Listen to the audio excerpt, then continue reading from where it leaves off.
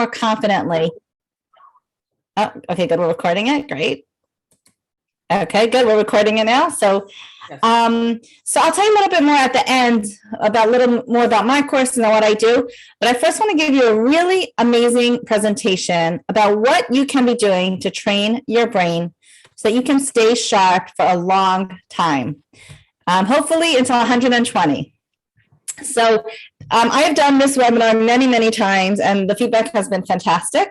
It is interactive, which means that I will stop at some point and ask for volunteers to practice a couple really fun brain exercises. So get up your courage to volunteer when we get to that point. Okay, I'm going to share my screen. 1 second. Okay. Okay, you guys could see that now, right? Yes. Okay.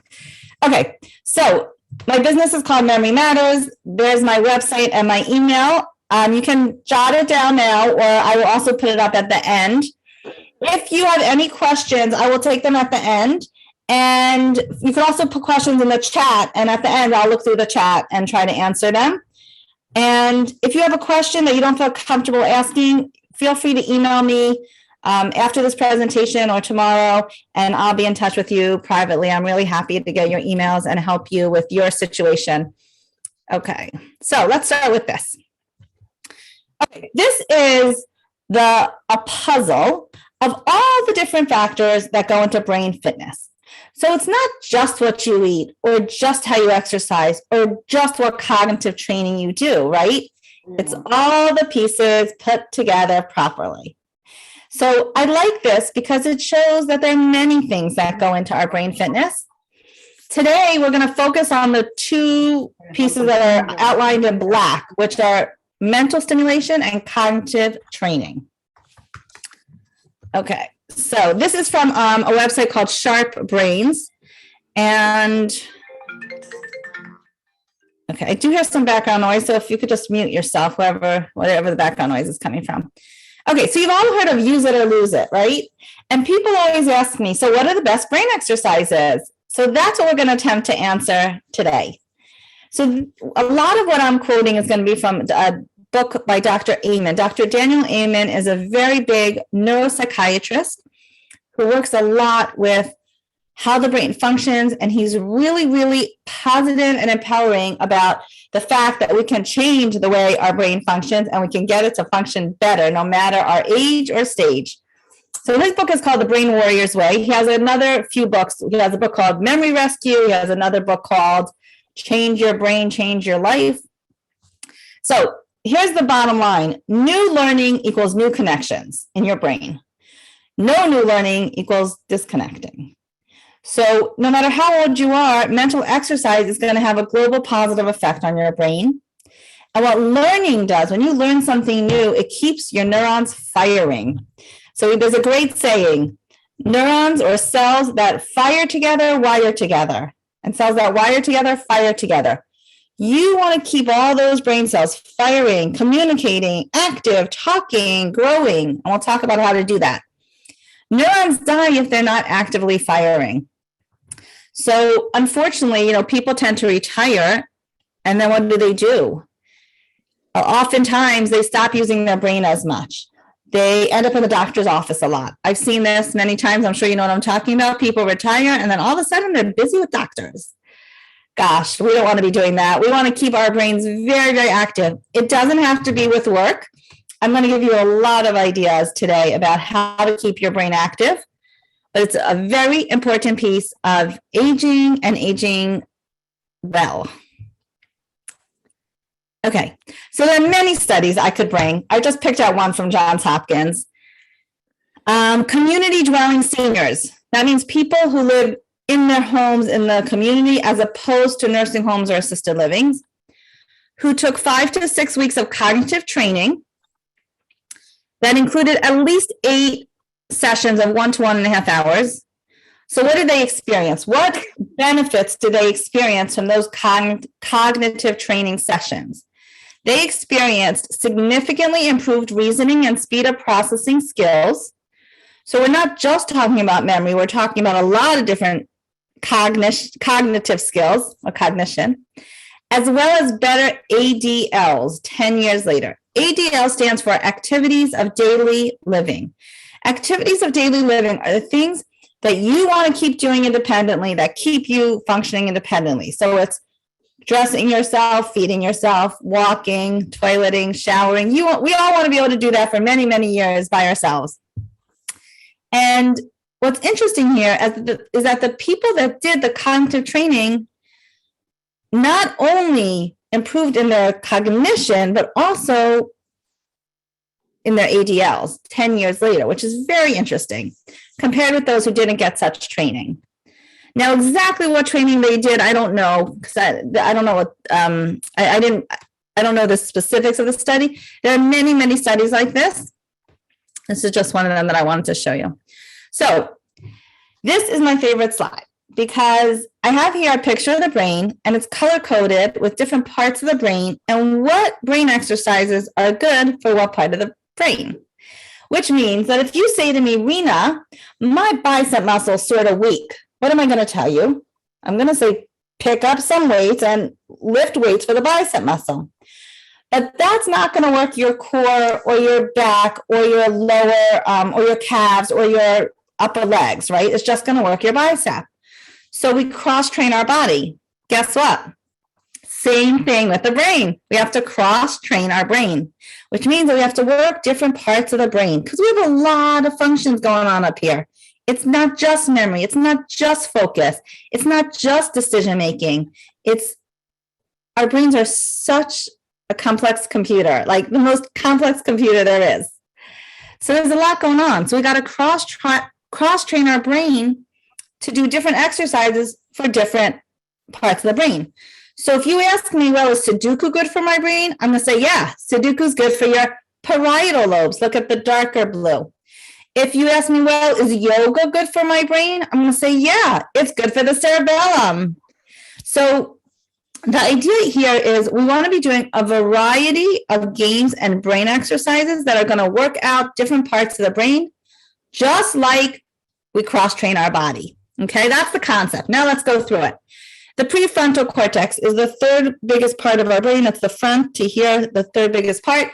And it's in charge of many, many executive functions, including impulse control, decision-making, empathy, focus. Kids that have issues with their prefrontal cortex or with ADD, they look at the prefrontal cortex and see what's going on and try to help the activity flow in there.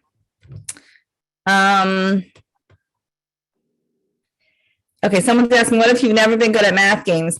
The answer to that is practice. So the people that tell me they're not good at math, it's because that part of the brain is weaker, right? So if you train it, if you work it, it's going to become stronger. And the same thing with words. Let's say the people that are really, really good at math have a very developed math part of their brain, but they may not be as good at the verbal. But you can train it at any age. You can work it, train it, and it can get better. Now, what's important there's two important principles about brain exercises. One is you have to enjoy it. You want it to be fun. If you don't enjoy it, if it's torture, then don't do it. So if you don't enjoy Sudoku, don't do Sudoku. Do a million other things that you could do. So it has to be fun. I want you to enjoy it.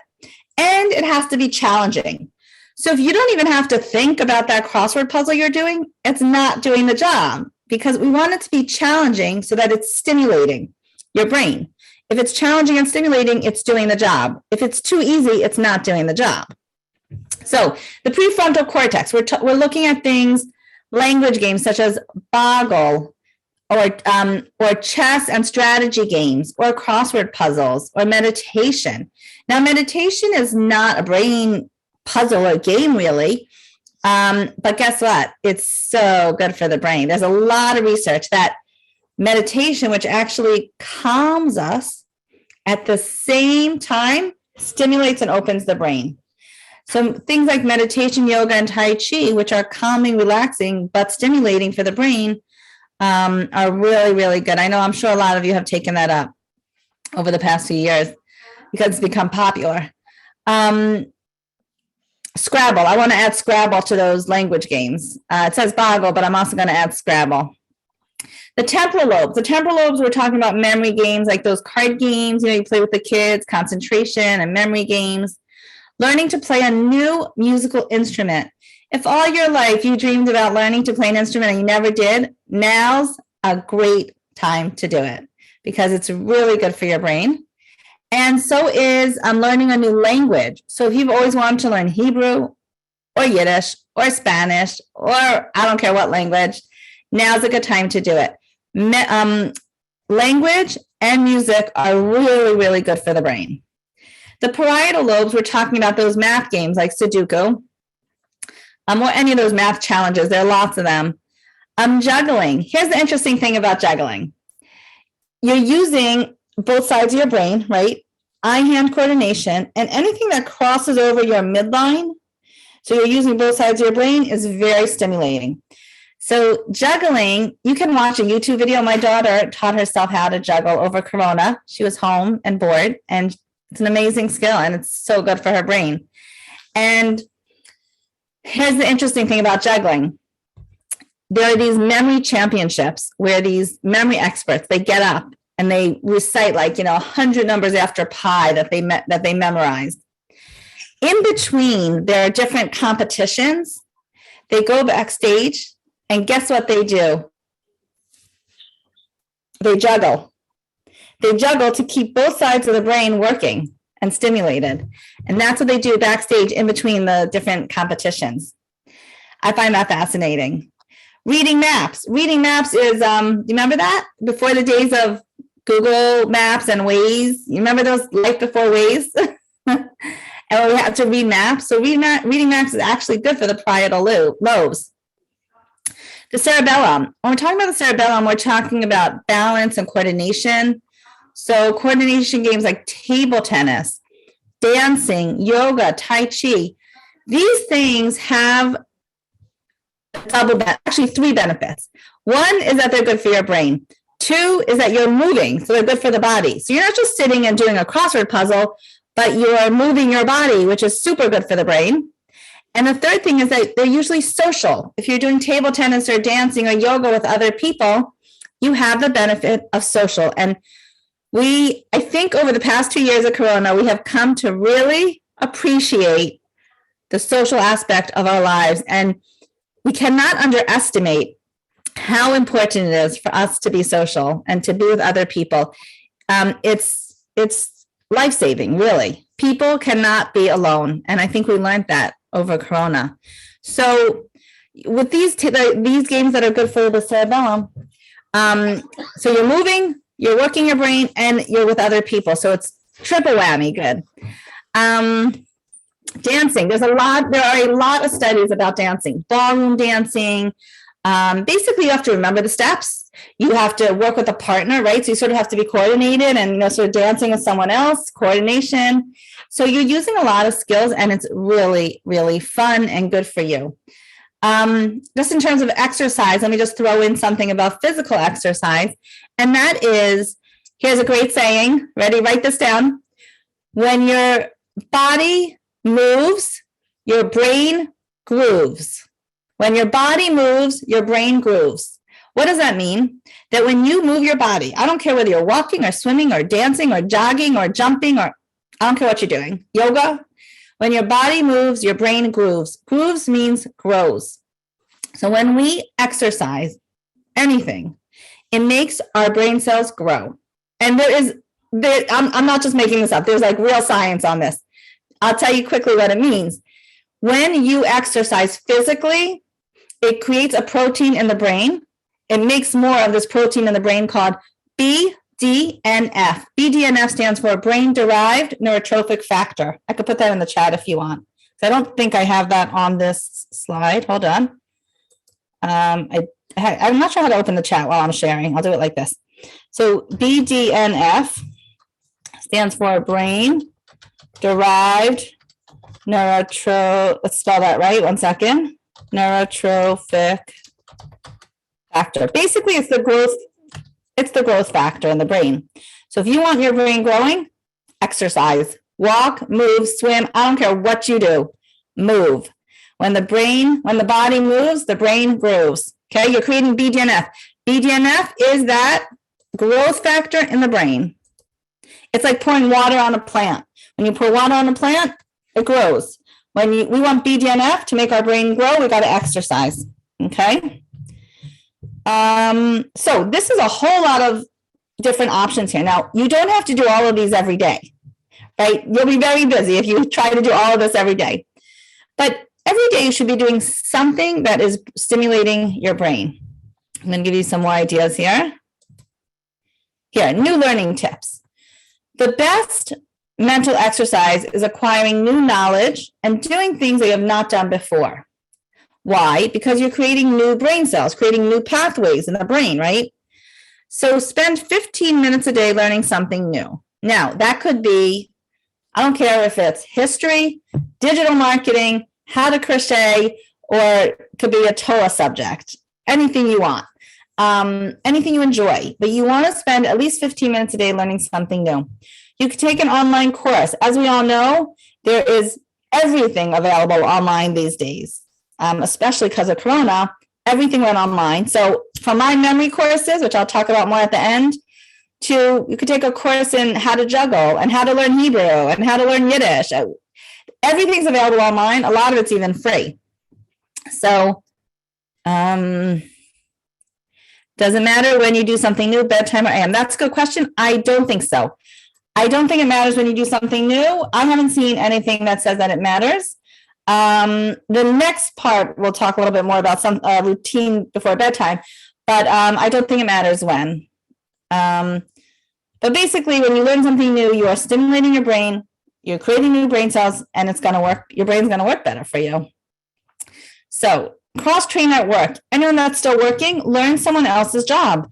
Instead of doing the same job for the past 40 years, learn someone else's job. It makes you more valuable, it gives you more skills, and it's more interesting for you, and it adds to your skill set and to everything you know. Number 4 is what I was mentioning before. Break the routines of your life to stimulate new parts of your brain. So write or brush your teeth with your non-dominant hand. So if I am always brushing my teeth with my right hand, I'm going to try doing it with my left hand. And my brain is going to be like, whoa, what are you doing? You're doing something different here. Wait, I got to think about this. And your brain has to sort of reroute, like it needs a new pathway to do it. And especially with writing, if you write with your opposite hand, your non-dominant hand, you will feel your brain working differently. Another fun exercise is take 2 pens and 2 papers and try to make a circle at the same time. 2 pens, 2 papers, you're going to use both your right and left hand at the same time. Try to make a circle and then a triangle. It's very hard. You'll feel your brain working. Okay, mentorship and volunteering. There's actually a lot of research that volunteering is very, very important and healthy for us. People that volunteer, people that give, people that have purpose and meaning, they live longer. I think we sort of all understand what that means. But specifically, either being a mentor or a mentee, it's an incredible mental workout. You might want to find someone that you look up to, that you can be a mentee to them, and they're your mentor, and you learn from them.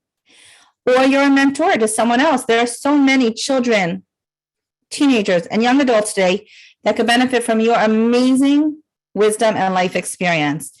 And whether you do it online or you do it in person, find someone and somewhere to volunteer. It is good for your brain.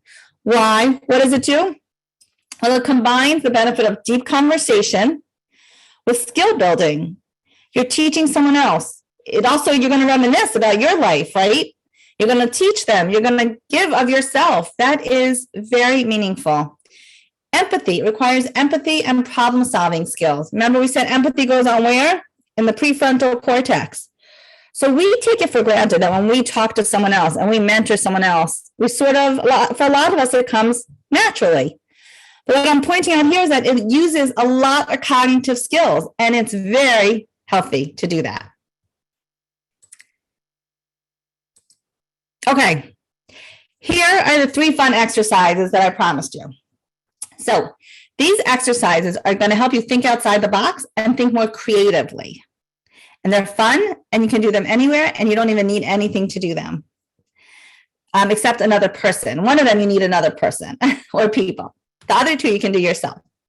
Now, these are things you can do when you're waiting on a long line at the grocery store. So instead of getting anxious or bored, you're going to do these exercises to work out your brain.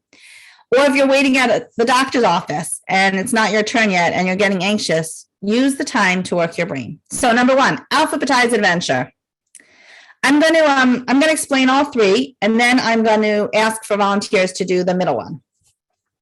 Okay, so alphabetize adventure, here it goes. You look around wherever you are, and you look for a word. It could be a 4 or 5 letter word.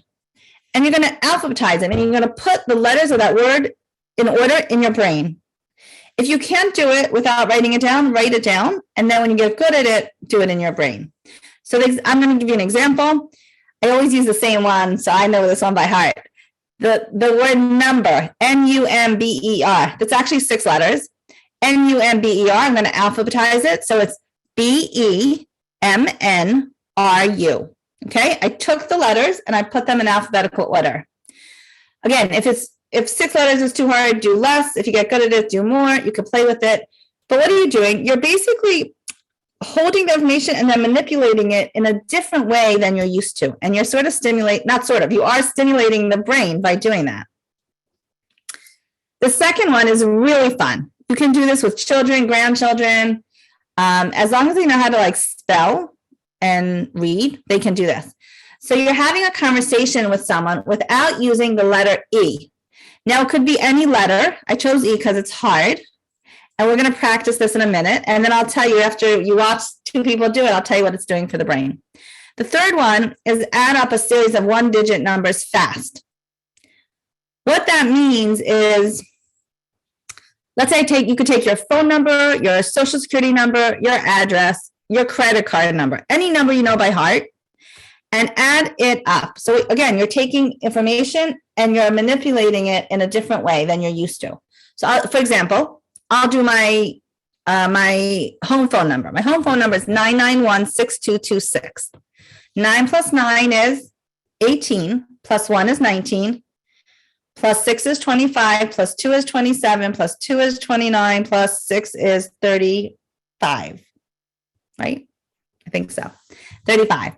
So you're taking any series of 1-digit numbers and adding it up.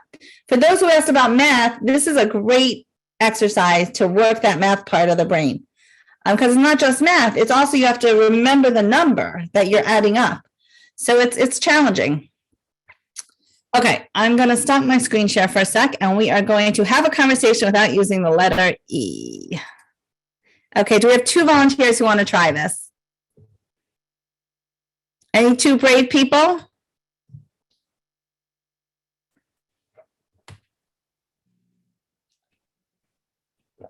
One second, I can't. Yeah, okay, who's talking? Karen. Is that Karen? Is your name Karen? Anybody else? Who's gonna, it says on your screen, Karen's computer iPad. Okay. Yeah. So Karen is your name. Okay. Karen, who wants to have a conversation with Karen without using the letter E? Who's gonna try? Anyone volunteering? We have another brave soul here. You can't even say my name without the E, so. That's right. I'll try. I'm Eva Liebman. What's your name? Wait, say your name again. I didn't hear you. Eva. Eva, can you turn on your camera so we could see you? I just finished ironing, so okay. It's more fun. Thank you. It's more fun if we could see your pretty face. Wait. Yeah, you're good. We see you. Great. Perfect. Thank you, Eva. Oh, okay, there I am. Okay. We have Eva and Karen. One second. Karen, you want to start. You're going to ask Eva something. You're going to start the conversation. No E's. If you say something with E, we'll ding you. And Eva, you're going to answer her without using the letter E. Okay, let's see how it goes. Don't worry. It's okay if you make a mistake. What is your birthday? Haha. Okay. Chava. In another language. Chava. It says, so what is your birth? You asked what is your birthday, right? Pardon? Karen, you asked, what is your birthday?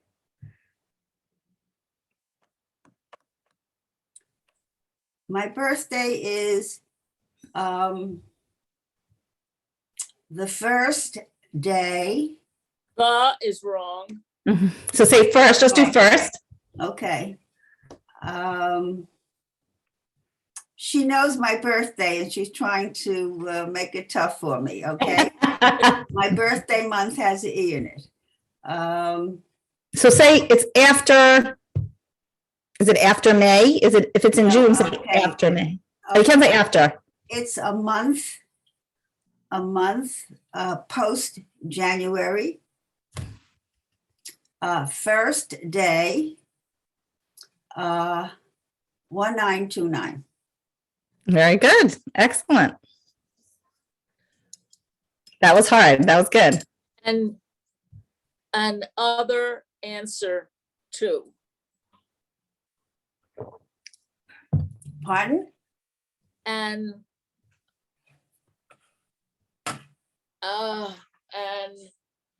Can't say another. Yeah, that has an E. I know.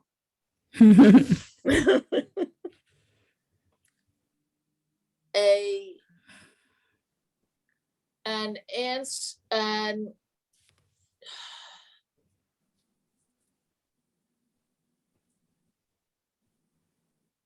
Who do you know, Karen? Who do you know? Okay, good. Who do you know? Don't say her name because her name has an E in it, but who do you know? Good question. I know Donna. Okay. I know Mara. I know You can't say me. Ruth. I don't know who Ruth is. I don't know who Ruth is. Good. I know Brian. Who that is, I don't know.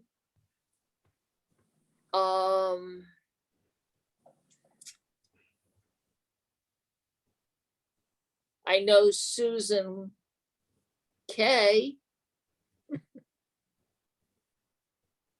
Good. Good. Who is Susan Kay? She, a woman, Can't say she. Can't say she. I know, a woman with natural hair. You guys are doing great. I'm going to stop you there. Very good. Very good. So that's hard. It's pretty hard, Karen, right? Eva, it's challenging. You feel your brain really working. Why? Because first of all, you have to think before you speak, right? It makes you stop and think about every word you're saying, which is not a bad thing. And it makes you compensate and improvise. So she couldn't say she couldn't say another, she couldn't say February. She had to come up with some other way to say it. So it makes you very creative. So this is a lot of fun. The kids, you play this with your grandchildren. It's very fun.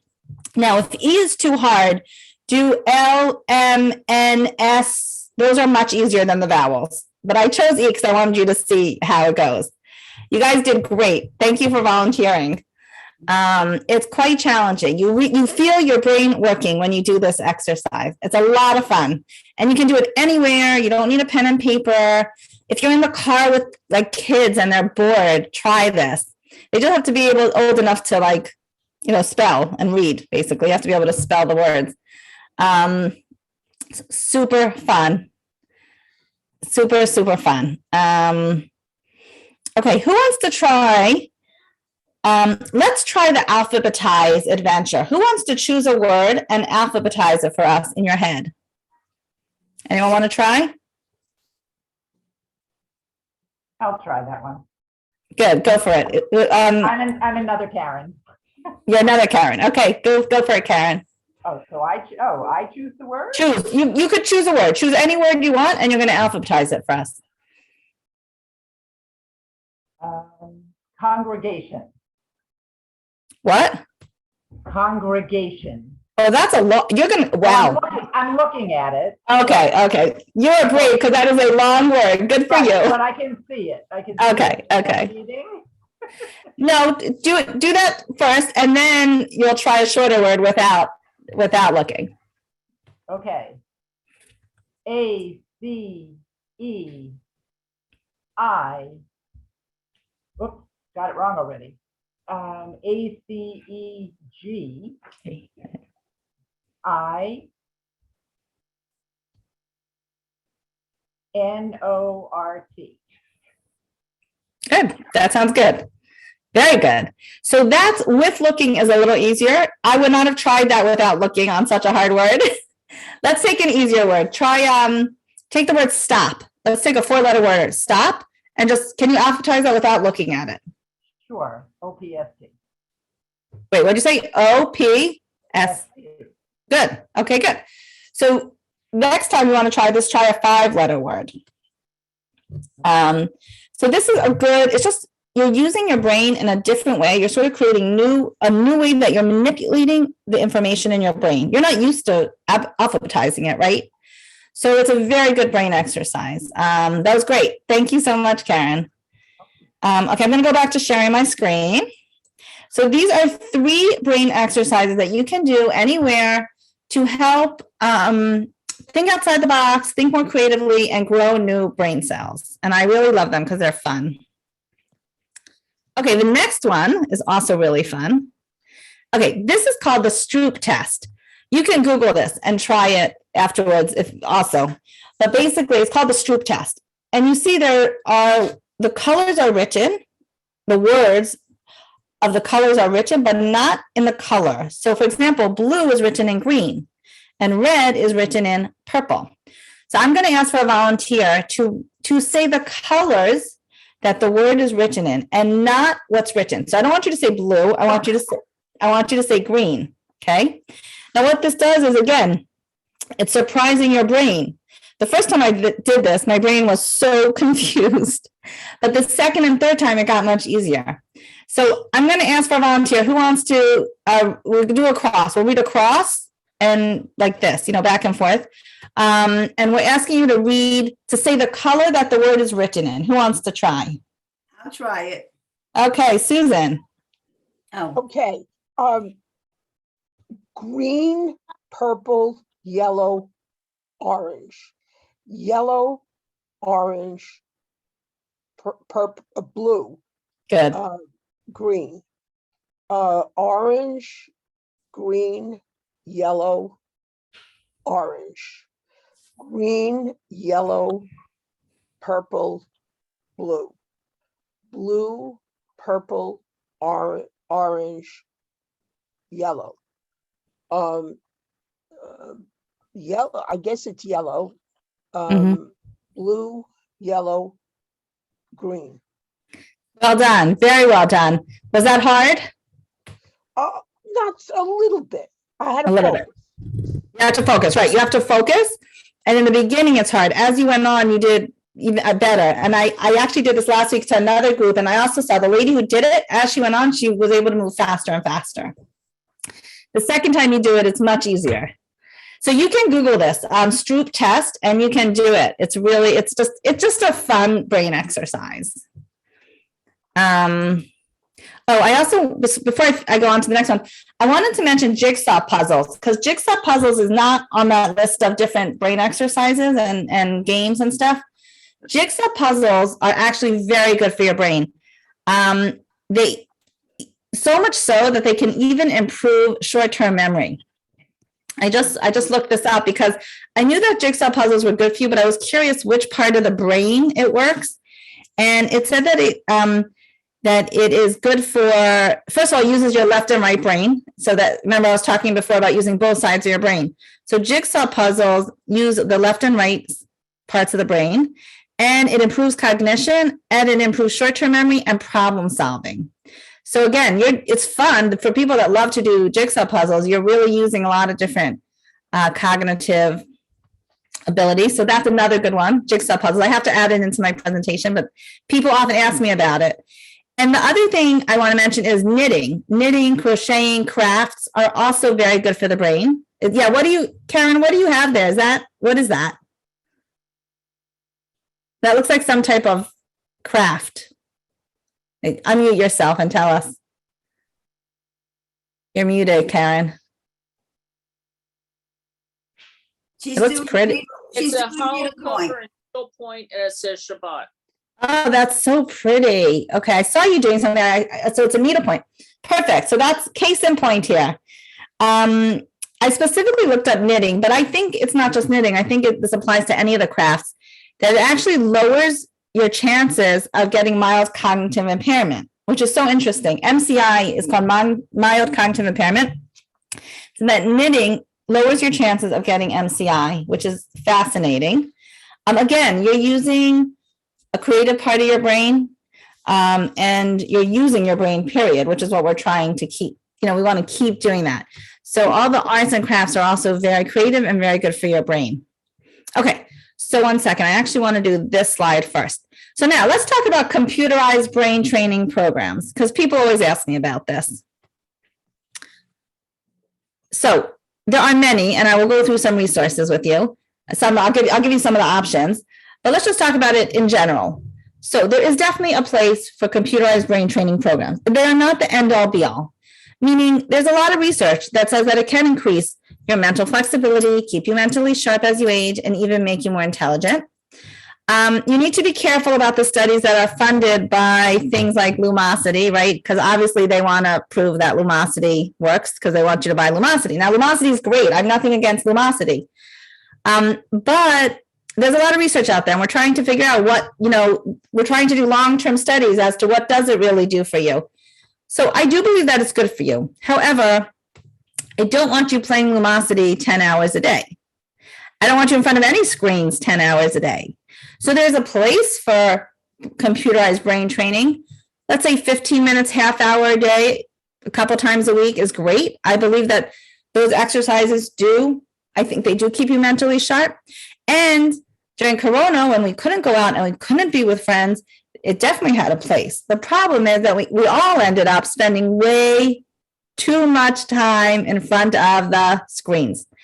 So here's what it says. If you already spend too much time staring at your computer screen or smartphone, your time is probably much better well spent going out for a stroll.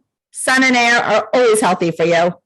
Enjoying a new hobby or even visiting with a friend. Socialization, we need that. We've been very socially starved the past 2 years. All of these activities can have major long-term effects on the health and vitality of your brain. So if you ask me, should I go play Mahjong with my friend or should I sit at home and do Lumosity? You know what I'm going to answer, right? Go play Mahjong with a friend, right? But should you watch TV or do Lumosity? You should do Lumosity. Again, everything has its place. But you don't want to be in front of the computer too much. But these computerized brain training programs are good to work out your brain. So let's give you some ideas. Here we go. Here's some resource box. Here's a resource box with different ideas. And they're different. I'll go through them. You can take notes. So sharpbrains.com is not an online brain training program. It's brain teasers and a lot of research about this. If you want to read the research on the brain training programs, go to SharpBrains. The very first slide I showed you, I'll go back to it for a sec. This one, the puzzle pieces, remember the puzzle pieces? That's from SharpBrains. And they have a lot of interesting research on these different brain training things and brain teasers. I like SharpBrains, but it's not one of those tools that tracks your progress. So the ones that track your progress usually cost money. So there's Brain HQ, and there's Lumosity, and there's a lot of other ones. And what they do is they have different brain exercises, and you usually could try a few of them for free before you have to pay. They have ones for word recall, or ones for focus, and one's math, usually has something with math. They have some name recognition, all sorts of different cognitive functions. And when you get better at it, they make it harder. So there's actually one developed here in Israel called Effectivate. It's not on this slide, but you can write it down. It's Effectivate, Effectivate. It's more expensive because it's a more robust program. It comes with a lot of training videos. I actually have an affiliate link. So if you're interested in Effectivate, email me. I'll give you the affiliate link. They have some very fun exercises. I tried a few of them, like where they have like people on a bus, faces on a bus, and you have to remember the faces and names. Like they show you the face and you have to say, was that person on the bus? And it gets harder and harder as you do better and better at it. Brain HQ, I actually have a friend who had COVID and she had a very bad effect on her memory and brain from COVID. And she's only in her 40s. And the neurologist, after they did all this testing to make sure she doesn't have anything serious, they came to the conclusion that they think it was a result from COVID. And they told her to do this. They told her to go do Brain HQ exercises. And she told me, this is a firsthand account, she said it really helps. So the day she does Brain HQ, she feels a difference. So I think that's fascinating. And then with Effectivate, the tool that I just mentioned that was developed here in Israel, they have Effectivate has a 2-week free trial. I spoke to a few people. I called references on them, and I spoke to some people that said they can't imagine their life without having that. Like, it's like they do it very religiously, their brain training, and they love it, and they really think it makes a difference.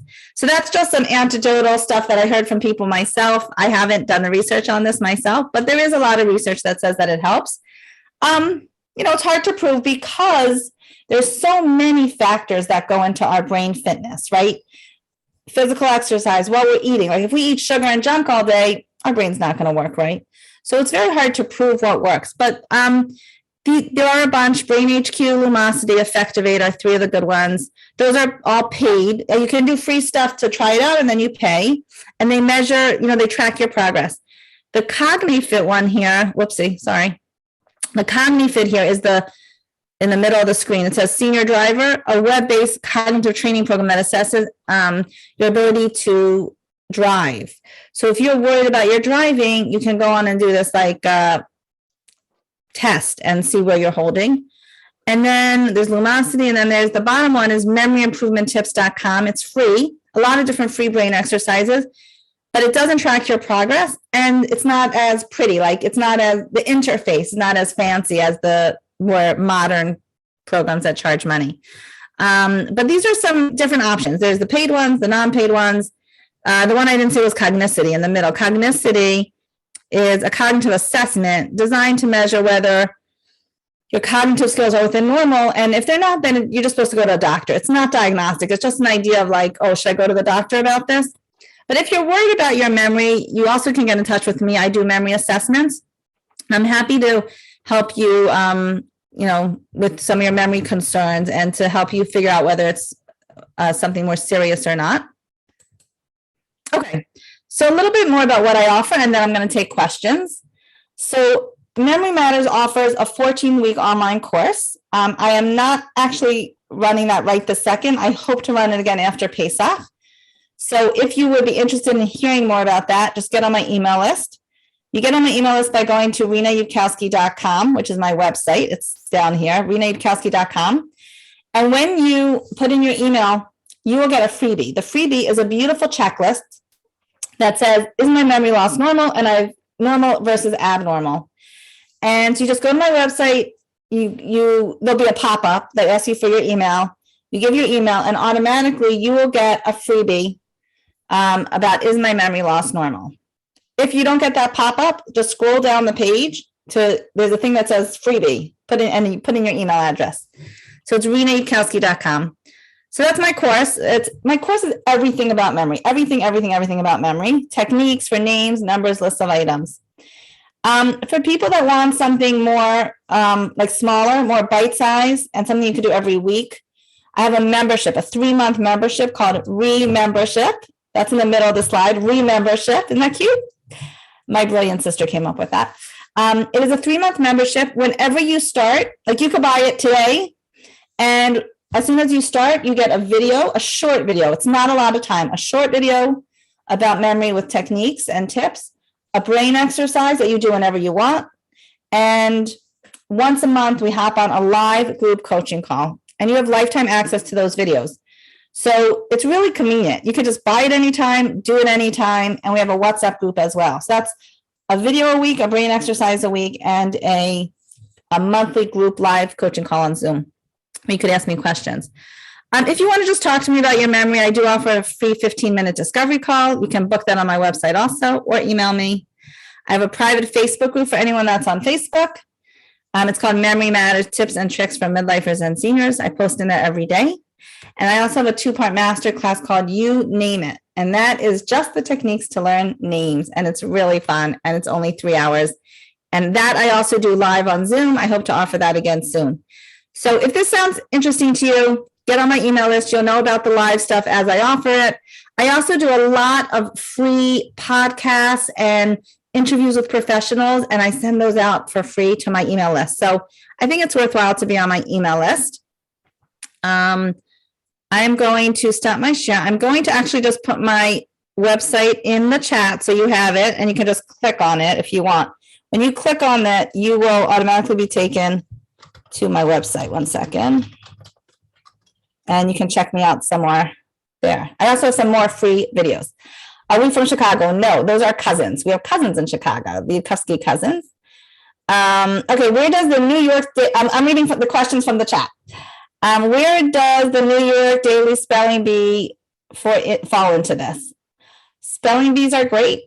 The bottom line is anything that is fun, that you enjoy doing and challenges your brain is going to work.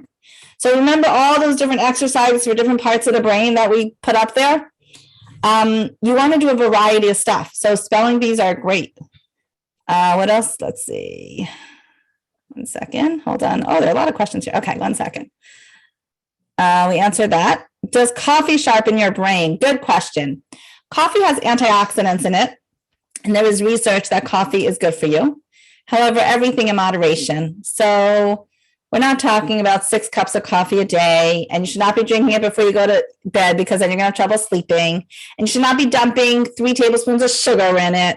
So everything has its conditions. Yes, coffee has some cognitive benefits, but without sugar, not before you're going to bed, and in moderation. But I just recently heard again that coffee has antioxidants in it.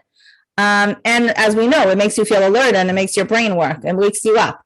However, there are people that are very sensitive to caffeine. People that are sensitive to caffeine should not be drinking it because it makes them antsy and anxious, and we don't need more anxiety, right? So if you're the type of person who is sensitive to caffeine, you could drink decaf. What's good in the coffee? I've seen the studies that say that it's the caffeine, and I've seen the studies that say that's not the caffeine, it's something else, another chemical or something in the coffee that's good for you. But it does seem to be an antioxidant. It does seem to have some cognitive benefits. That's coffee. Will the PowerPoint deck be sent to us? No. But if you want one slide, I'll send it to you. Send me an email and ask me for which slide you want. I'll be nice and I'll send it to you. I can't send out the whole PowerPoint because it's very valuable. Any motivational tips? Oh, I have tons of motivational tips. I don't know what you're talking about when you ask for motivational tips, but I'll tell you what I'm thinking. Very important part. How you talk to yourself about your memory is going to influence how well you remember. So if you meet me and I say, my name's Rena Yukovsky, and you say, I can't remember names. I'm not good at names. What is the chance you're going to remember my name? 0, or almost 0. But if you meet me and I say, my name is Rena Yukovsky, and you say, oh, Rena, that's a pretty name. What does Rena mean? And you pull out all the tips and tools that I teach in my You Name It course, you will absolutely be able to remember my name. So how you talk to yourself about your memory affects your memory. If you say, I'm too old to remember that, or I'm not good at math, then that's what you're going to believe. That's the program.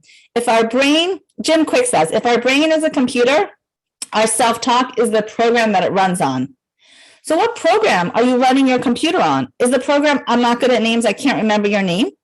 Or is the program, give me a minute, I'm going to find a way to remember that. I'm going to pull out a tool or technique to remember that. Or I'm going to take a deep breath and try to calm myself down so that I have a little more brain space to remember what you're telling me. And I have tons. I have 20 hours worth of this in my course. But the motivational tip is whether you believe you can or you believe you can't, you are right. So if you believe you can't remember, then you can't. But you can. I have helped so many people improve their memory. I've taught older people to remember their credit card numbers, et cetera, et cetera, et cetera. Okay, I answered that one. Okay, can all these things actually prevent Alzheimer's? My genetics is parent, 3 siblings and 2 cousins, same side to date. Okay, let's talk about genetics for 1 minute. Genetics.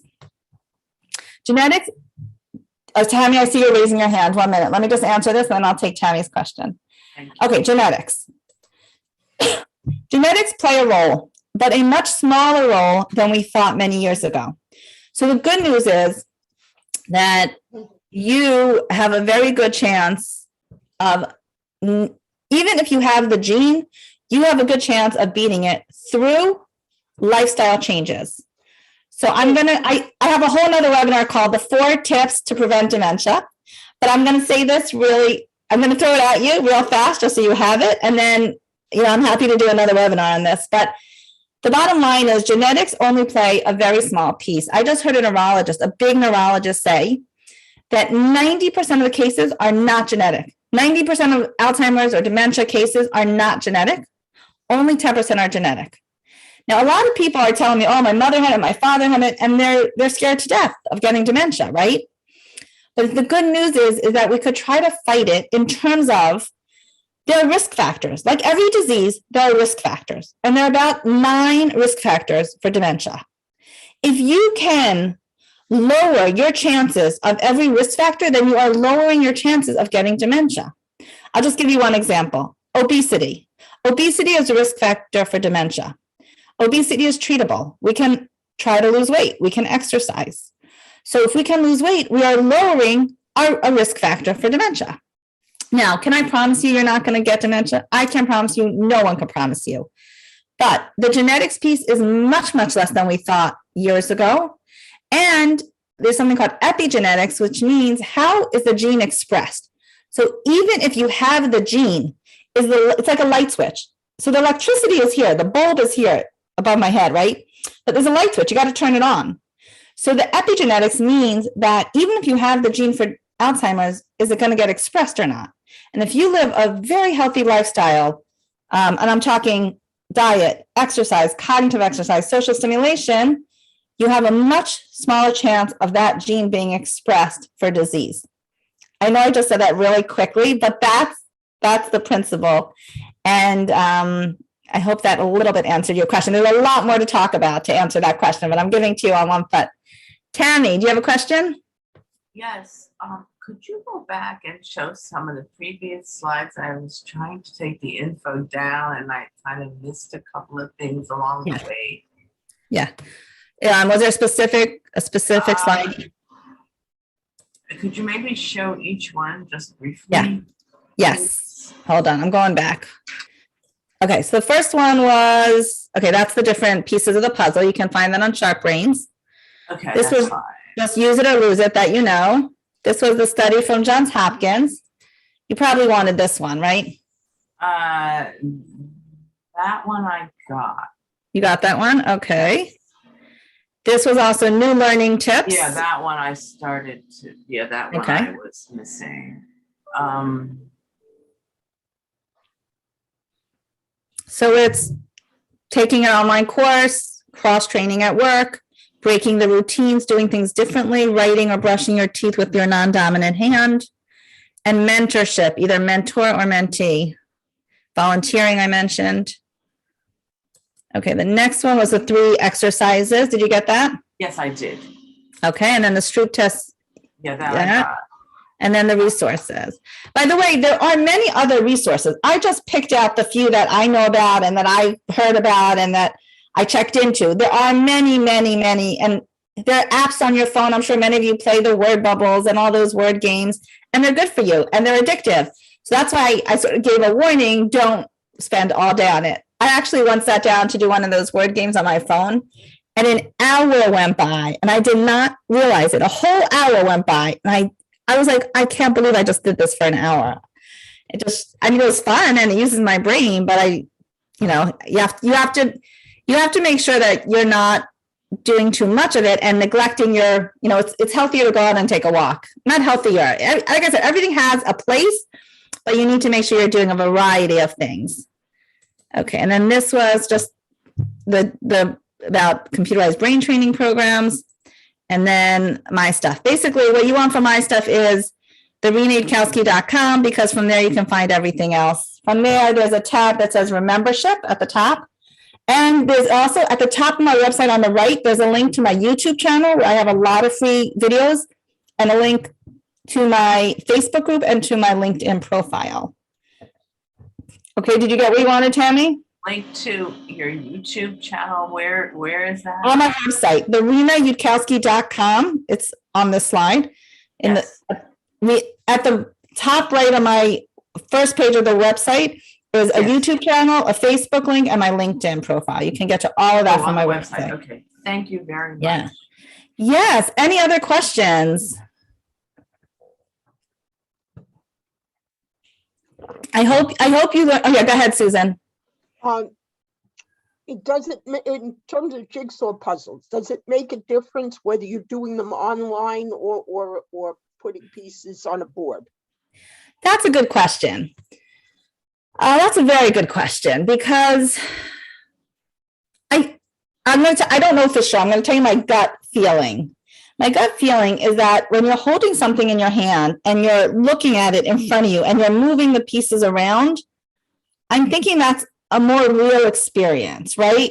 It's anything that's a real life experience versus a computer is always better. That's why I said it's better to go out for a walk with a friend or go play mahjong with a friend than mahjong on the computer or anything on the computer. So we're looking for real life experiences. However, there are times that we can't have real life experiences during Corona, or if you're sick, or if it's too cold outside.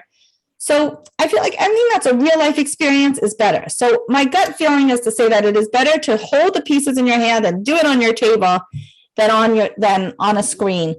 But I would imagine that it's still I think it's probably still a good workout to do it on the screen. To me, it's the more like authentic is to do it real. You know what I mean? Susan, I can bring you some puzzles. Oh, I have plenty, thank you. No, I have, thank you. I have.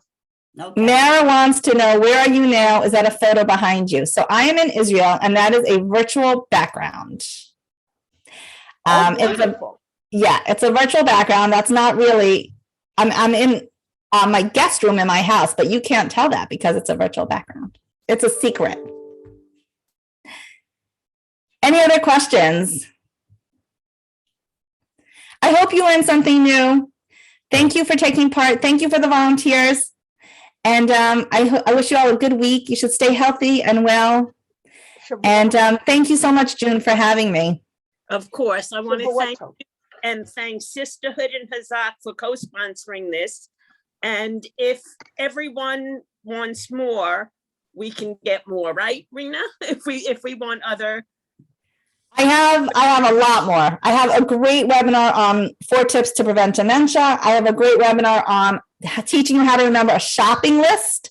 I could teach you in an hour a fun technique to remember 20 items, shopping list.